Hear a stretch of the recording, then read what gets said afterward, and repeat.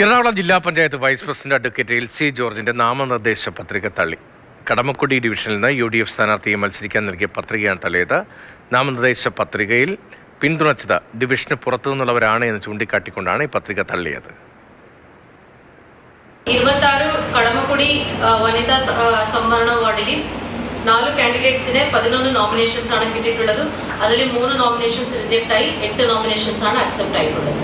എറണാകുളം ജില്ലാ പഞ്ചായത്തിലേക്ക് കടമക്കുടി ഡിവിഷനിൽ നിന്നും UDF സ്ഥാനാർത്ഥിയായി നാമനിർദ്ദേശ പത്രിക നൽകിയ അഡ്വക്കേറ്റ് LC ജോർജിന്റെ നാമനിർദ്ദേശ പത്രികയാണ് ഇപ്പോൾ തള്ളിയിരിക്കുന്നത്.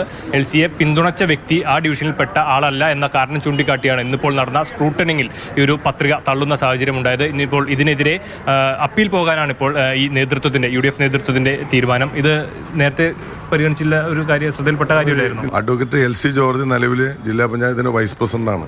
വളരെ പരിചയസമ്പന്നയായ ഒരു ജനപ്രതിനിധിയാണ്.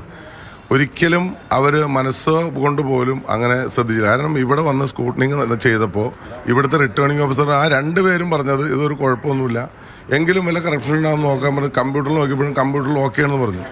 ഓക്കെ എന്ന് പറഞ്ഞാൽ അവർ പോകുന്നതിന് ശേഷമാണ് ഒരാളിങ്ങനെ ഒരു സംശയം പ്രകടിപ്പിച്ചു. ഇങ്ങനെ വേറെ ഡിവിഷനിലെ ഒരു വാർഡിൽ നിന്നുള്ള ആൾ സപ്പോർട്ട് ചെയ്യാൻ പാടില്ല എന്ന് പറഞ്ഞു. അവരപ്പോൾ തന്നെ ഇത് ചേഞ്ച് ചെയ്തു. 2:30 മണിക്ക് അവരിവിടെ വന്നു കഴിഞ്ഞപ്പോൾ അവിടെ ഫ്രണ്ടിൽ നിന്ന പോലീസുകാരനെ അകത്തേക്ക് കടത്തിവിട്ടില്ല. കളക്ടറെ റൂമിലേക്ക് ചേംബറിലേക്ക് കടത്തിവിട്ടില്ല. ഈ കളക്ടർ വന്നപ്പോഴും ഈ പറയുന്ന വൈസ് പ്രസിഡന്റിന് ഷെയ്ക്കാൻ്റെ കൊടുത്തിട്ട് അകത്തേക്ക് പോയത്. അപ്പോൾ ഈ കളക്ടർക്ക് ഇത് എന്താ സംഭവം എന്നറിയില്ല.